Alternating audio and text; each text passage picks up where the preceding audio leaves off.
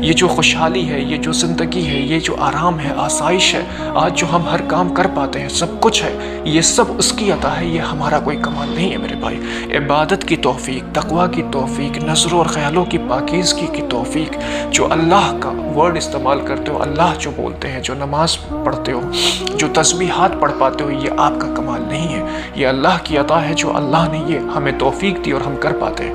ہزاروں لاکھوں بے نمازی ہیں، ہزاروں لاکھوں جو ہے غفلت کی زندگی گزار رہے ہیں، اس میں ہمارا کمال نہیں، ہم اپنے آپ کو شرح نہیں دیں اس بات کی کہ میں بہت بڑا عبادت گزار ہوں، میں تہجد پڑھ لیتا ہوں، نہیں، ہر چیز میں اللہ کی تعریف میرے بھائی۔ اور جب خود کو آپ کمال دو گے کہ بھائی تم نے ایسا کر لیا، تو پھر انسان کے اندر غرور پیدا ہوتا ہے، پھر انسان یہ سوچتا ہے کہ آئی ایم دا بیسٹ، لیکن یہ خیال جو ہے بالکل غلط ہے۔ ہم سب گناہ گار ہیں، ہم سب اس بات پہ کوشش کریں کہ اللہ ہمیں گناہوں سے بچائے اور ہماری حقیر اور غریب عبادت کو قبول فرمائے، جو سب کچھ اس کی عطا سے ممکن ہوا ہے۔ تو ہر حال میں اللہ کا احسان ماننا یہ بہت ضروری ہے۔ حضرت علی رضی اللہ عنہ فرماتے ہیں کہ میں نے اللہ کو اپنے ارادے کے شکست سے پہچانا۔ آپ اندازہ لگاؤ کہ اتنے بڑے صحابی ہیں اور وہ یہ کہتے ہیں، تو اس لیے بہت ضروری ہے۔ ساتواں اصول بتاتے ہیں، اپنے مال کو راہ حق میں خرچ کریں، ایک پیسہ بھی حرام کی طرف مت خرچ کرو۔ جو پیسہ کماتے ہو، جو مال کماتے ہو، اس کو راہ حق میں، حلال میں خرچ کرو۔ کسی کی مدد کرنا، کسی ضرورت مند کی ضرورت کو پورا کرنا، اپنی ضرورتوں کو پورا کرنا، اپنے رشتہ داروں، عزیز و اقارب کی ضرورت کو پورا کرنا، صدقہ، زکوٰۃ، خیرات، یہ سب کچھ کرنا، لیکن حرام میں ایک درہم، ایک پیسہ جو ہے وہ خرچ آپ نے نہیں کرنا ہے۔ تو یہ ساتواں اصول ہے۔ آٹھواں، نفس کے لیے کبھی بڑائی نہ چاہو، اپنی تعریف۔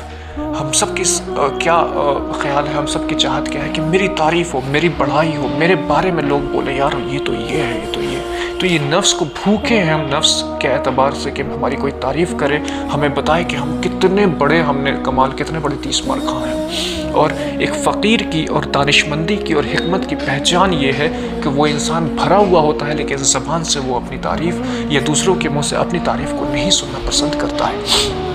اور آپ دیکھو کہ ہمارا مزاج کیا ہے، اگر میں ڈاکٹر ہوں تو میں جا کے بولوں فلانے ہاسپٹل میں نے کام کیا، میری یہ ڈگری ہے، میری یہ ہاسپٹل سے، میری یہ ارننگس ہے، میرے پاس اتنے پیشنٹس ہیں۔ اب ہر وقت اپنی تعریف، اپنے بارے میں بڑائی، اپنے بارے میں۔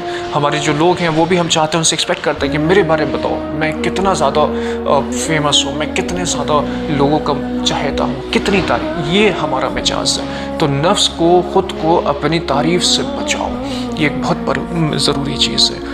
اور پھر نواں اصول بتاتے ہیں کہ نماز کی پابندی اور نماز کی حفاظت کریں۔ بنا نماز کے کوئی انسان ولی نہیں ہو سکتا، کوئی اللہ کا دوست نہیں ہو سکتا، کوئی متقی اور پرہیزگار نہیں ہو سکتا۔ اللہ نے نماز کو وقت کے ساتھ پابند کیا ہے، فرض کیا ہے ہم سب پر۔ تو نماز بہت ضروری ہے۔ جو لوگ بھی نماز نہیں پڑھتے میرے بھائی، آج توبہ کرو، آج شروع کرو۔ جو کام بھی تم کرتے ہو، جو پیسے بھی تم کماتے ہو، تم بلینر بن جاؤ۔ اگر تمہاری زندگی میں نماز نہیں ہے تو تم سب سے غریب اور سب سے فقیر انسان، اس بات کو سمجھو۔ اور اگر تم نے یہ دولت پا لی، نماز پڑھ لیا، تو گویا تم نے اللہ سے رشتہ جوڑ لیا، وہ رسی مضبوطی سے تھام لیا جس سے تمہیں کبھی زوال نہیں ہونے والا ہے۔ اس زندگی کے بعد کی زندگی ہے جو اصل کامیابی اللہ اور اللہ کے رسول بتاتے ہیں میرے بھائی۔ تو اس کے اور آخری جو آپ بتاتے ہیں حضرت شیخ احمد مجدد الفسانی رحمۃ اللہ علیہ، کہ اپنے عقیدے کے صحت کا خیال کریں۔